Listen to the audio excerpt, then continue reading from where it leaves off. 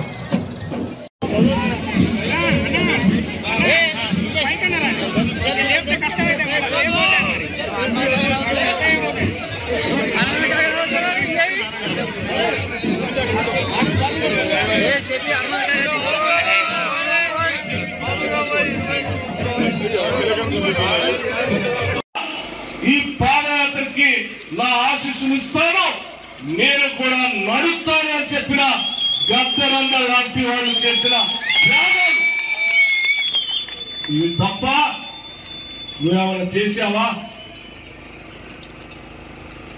ఈరోజు వారందరి కృషి వల్ల వంగి నీ బాధ్యతరాని నడిచేటువంటి ప్రజలు లేచి నిటారుగా నిలబడి వస్తా ఉంటే ఇంకా బాగా బతకొచ్చని తెలంగాణ కోసం పోరాటం చేస్తే కేసులే, మాట్లాడితే కేసులే, అరెస్టులే, ఇంకా ఎక్కువ మాట్లాడితే రకరకాలైనటువంటి ఇబ్బందులు. అందుకే ఈ రాష్ట్రంలో ప్రశ్నించడమే ఆగిపోయింది. పీపుల్స్ మార్చ్ అని చెప్పి ప్రజాస్వామ్య పరిరక్షణ కోసం, ప్రజా ప్రభుత్వం కోసం కాంగ్రెస్ పార్టీ చేయి